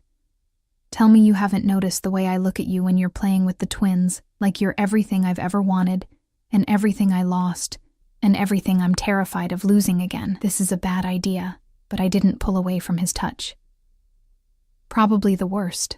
He moved closer, and I could smell his cologne, see the golden flecks in his dark eyes. "But I've spent 3 years living with bad ideas. What's one more?" He kissed me. It wasn't gentle, wasn't tentative or testing. It was desperate and claiming and filled with 3 years of grief and anger and need. His hands framed my face, tilting my head back as he deepened the kiss, and I made a sound I didn't recognize, something between a moan and a sob, as my hands fisted in his shirt. I'd forgotten.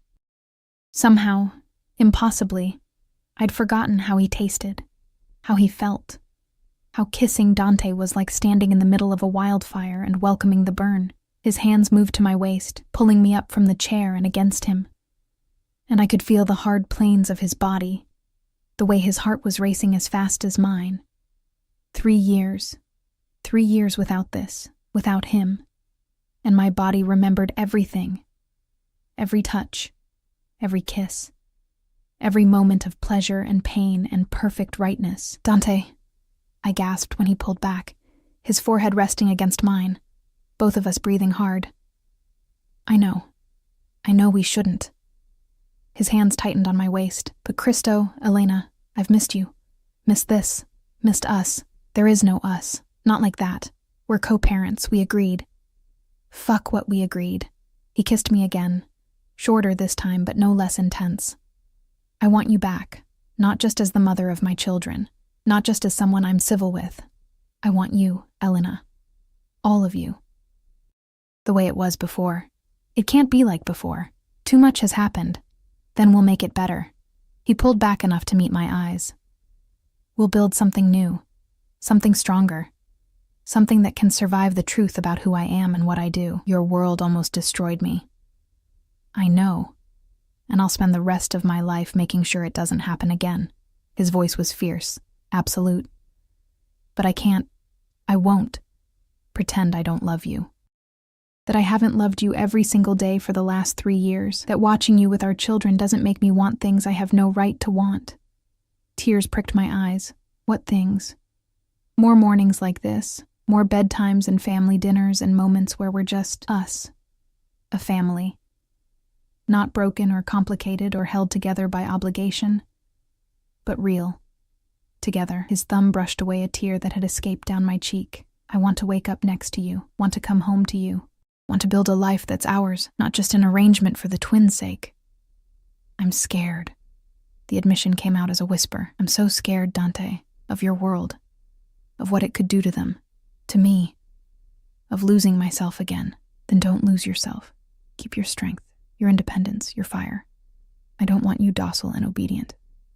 I never did. I want you exactly as you are. He kissed my forehead, gentle this time. And I swear to you, on everything I am, I will protect you. Nothing and no one will ever hurt my family, not while I'm breathing. I wanted to believe him, God. I wanted to believe him so badly it hurt, but I'd seen too much, knew too much about the kind of danger that came with loving someone like Dante Valenti. I need time, I said again. Real time.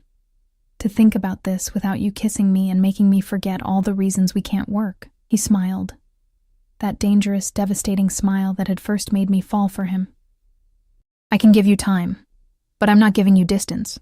I'm not going anywhere, Elena, and eventually, you're going to stop fighting this and admit what we both know. We belong together. You're awfully confident. I'm patient. He stepped back, putting space between us, and I immediately missed his warmth. I waited 3 years to find you. I can wait a little longer for you to come back to me. A cry came from upstairs, Lucas, waking from his nap with his usual burst of energy. Dante's expression softened immediately, and he headed for the stairs. I'll get him. You finish your book. Dante? He paused at the door. Yeah? Thank you. For all of this. The house, the security, the help. Even if I'm terrible at accepting it, I do. I appreciate it. You don't have to thank me for taking care of my family. His eyes met mine, intense and full of promises I wasn't sure he could keep. It's what I do. It's who I am. And it's who I'll always be. For you and for them. Then he was gone, his footsteps echoing on the stairs. And I sank back into my chair, my fingers touching lips that still tingled from his kiss, my heart racing with fear and hope, and something that felt dangerously like love. 3 days later, we moved into the Park Slope apartment. It was everything Dante had promised and more. Hardwood floors that gleamed, large windows that let in natural light, a kitchen with actual counter space, and a backyard where the twins could play without me worrying about broken glass or suspicious characters. The security was discreet but present, the doorman cheerful but clearly ex-military, and the building itself was beautiful in that old New York way that spoke of history and permanence. Dante had furniture delivered, kid-friendly but stylish, comfortable but durable. He'd stocked the kitchen with food, the bathroom with supplies, and the nursery with more toys than 2 children could play with in a year. He'd thought of everything, down to the coffee maker that was the exact brand I preferred, and the lavender pillow spray I used to help me sleep. It was perfect. It was terrifying. Because accepting the apartment and the security and the life he was building for us, felt like accepting him back into my heart. And I wasn't sure I was ready for that. But watching Lucas run through the backyard, squealing with delight at having space to play, watching Sophia explore her new room with wide-eyed wonder, I couldn't regret it. Whatever complicated feelings I had about Dante, I couldn't regret giving my children this. He showed up for dinner that first night, bringing Italian takeout from a restaurant in Little Italy that I'd once told him was my favorite. We ate at the new dining table while the twins made a glorious mess with spaghetti, and it felt so normal, so domestic, that my chest ached with the possibility of it. After dinner, after baths and bedtime stories and finally getting both twins to sleep, we stood in the kitchen drinking wine and pretending we weren't hyper-aware of each other's proximity. "They seem happy here," Dante said, swirling the red wine in his glass. "They are. I gestured helplessly. "It's more than I ever dreamed of giving them." "Thank you. Stop thanking me." He set down his glass and moved closer. "They're my children. This is the bare minimum of what they deserve. Still, I appreciate it." We stood in silence for a moment, the air heavy with unspoken words. Outside, the city hummed its endless symphony of sirens and traffic and life. Inside, there was just us, and the quiet sound of the refrigerator, and everything we weren't saying. "I should go," Dante said finally.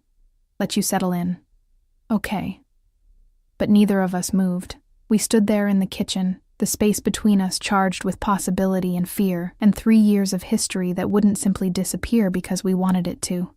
"Elena, stay." The word came out before I could stop it. "Tonight, just stay. Not like that. But the twins will wake up tomorrow morning, and it would be nice if you were here. If we could have breakfast together, as a family." Something fierce and possessive flashed in his eyes. "You're sure?" "No, but I'm asking anyway." He smiled, slow and devastating. "Then I'll stay." He took the guest room. We were careful not to cross that line, not to push too fast too soon. But knowing he was in the apartment just down the hall made something in me settle, made the night feel less lonely, the darkness less absolute. And when I woke the next morning to the sound of him making coffee and the twins' laughter echoing from the kitchen, something in my heart clicked into place. This was real. This could work. Maybe, just maybe, we could build something lasting from the broken pieces of what we'd lost. The weeks that followed established a new normal. Dante came every morning, often staying late into the evening. He taught Lucas to count in Italian. He rocked Sophia through her nightmares.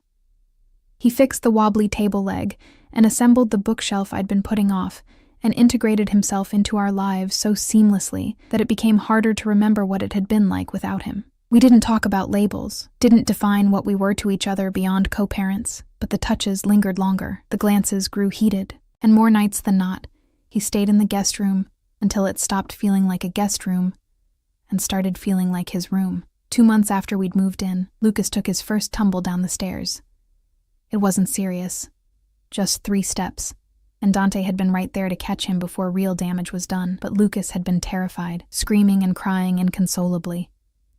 I'd scooped him up, checking for injuries, while Dante hovered with barely controlled panic.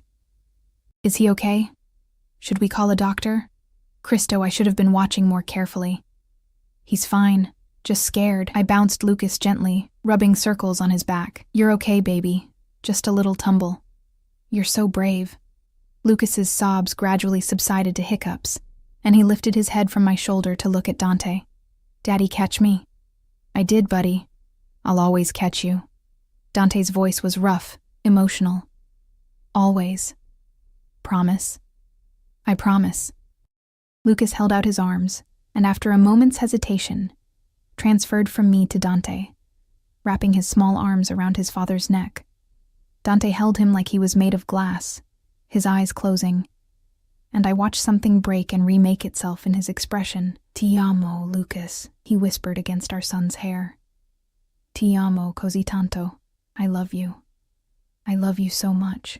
My vision blurred with tears. And when Dante looked up and saw my expression, he held out his other arm. I stepped into his embrace, the three of us holding each other in the hallway.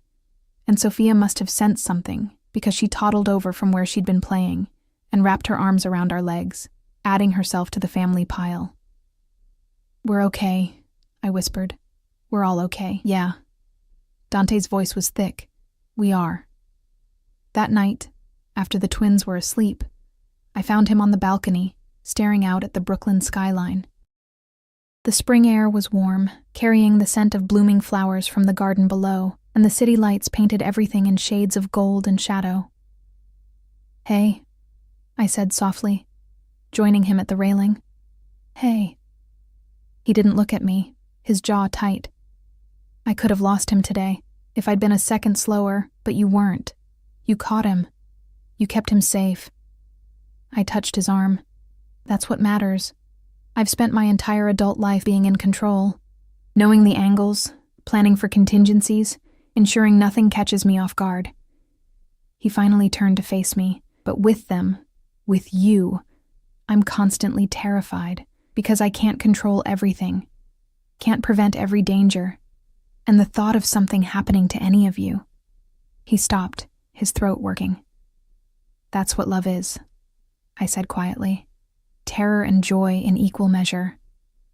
The constant fear that something could go wrong mixed with the absolute certainty that it's worth the risk." "Is it? Worth the risk?" I thought about the last 2 months. The morning chaos and bedtime routines. The laughter and the tantrums and the small, perfect moments that made up a life. Thought about watching Dante become a father, seeing the ruthless crime lord transform into a man who sang off-key lullabies and made silly faces to earn giggles. Thought about how my heart felt when he looked at me like I was the answer to a question he'd been asking for 3 years. "Yes," I said, "it's worth it." He cupped my face in his hands, his thumbs brushing across my cheekbones. "I love you, Elena. Never stopped. Never will. And I know you're scared. I know I fucked up before, but I swear to you, I will spend every day proving that we can make this work, that my world doesn't have to destroy us, that we can build something strong enough to survive anything. I love you too." The words tumbled out, 3 years overdue. God help me. I love you too. Even when I was running, even when I was terrified, I never stopped loving you.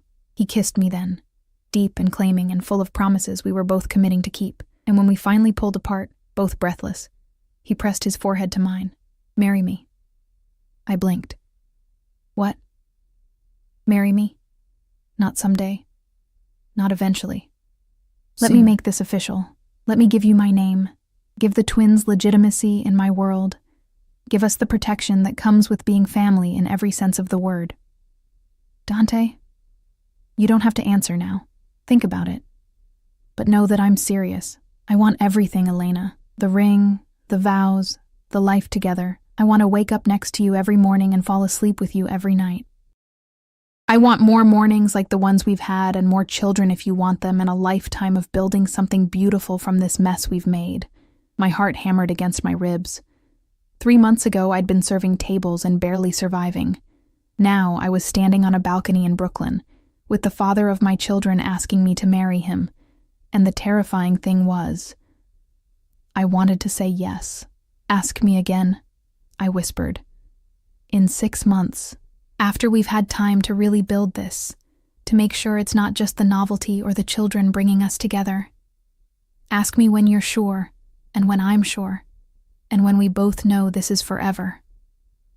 He smiled, that dangerous, devastating smile. "I'll ask you every day for 6 months if that's what it takes, and in 6 months, when you say yes, I'm going to marry you so fast you won't have time to change your mind." Pretty confident. Always. He kissed me again, softer this time. "I've waited 3 years to get you back. 6 more months is nothing." He kept his promise. Every single day for 6 months, Dante Valenti asked me to marry him. Over morning coffee, during bedtime stories, in the middle of grocery shopping while Lucas demanded cookies and Sofia tried to climb out of the cart.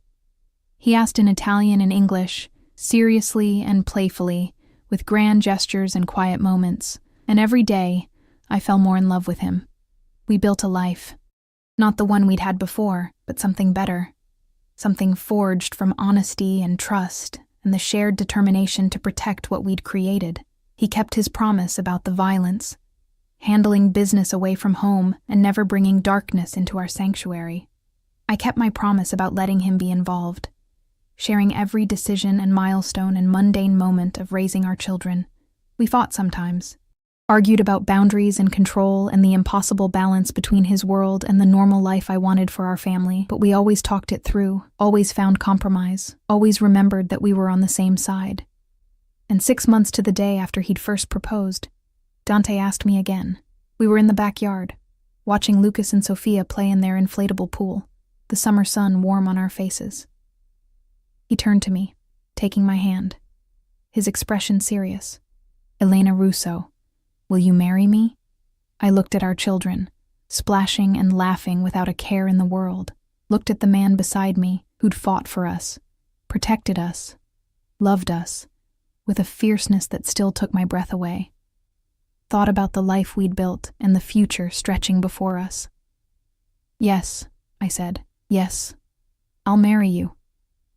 The smile that broke across his face was worth every moment of fear, every sleepless night, every tear I'd cried over the last 3 years. He pulled a ring from his pocket, a simple diamond on a platinum band, elegant and perfect, and slid it onto my finger while our children cheered because they'd been coached for this moment. The little conspirators. We married a month later in the garden of the Westchester house where we'd first become a family. Small ceremony, just close friends, and Dante's most trusted people. Lucas and Sofia were ring bearer and flower girl, making an adorable mess of their duties. And when Dante kissed me as his wife, with our children laughing and the summer sun shining and the future bright before us, I knew we'd finally made it. We'd survived the darkness, survived the fear and the running, and the 3 years apart. And we'd come out the other side stronger, better, ready to build something that would last forever. That night, after the reception, after the twins were finally asleep in their room and we were alone in ours, Dante pulled me close. "Thank you," he whispered against my hair, "for giving me another chance, for letting me prove I could be the man you deserved. Thank you for never giving up," I kissed him softly, "for finding us, for loving us enough to fight for this. Always."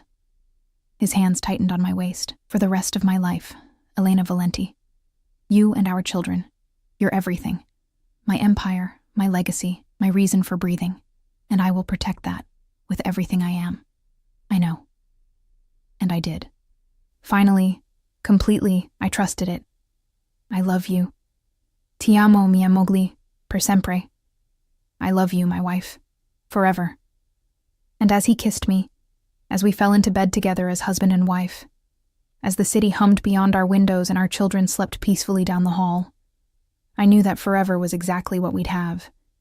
We'd taken the broken pieces of our past and built something beautiful, something lasting, something worth every risk, every fear, every moment of pain. We'd built a family. And nothing, not his world, not danger, not the darkness that would always lurk at the edges, would ever tear that apart again.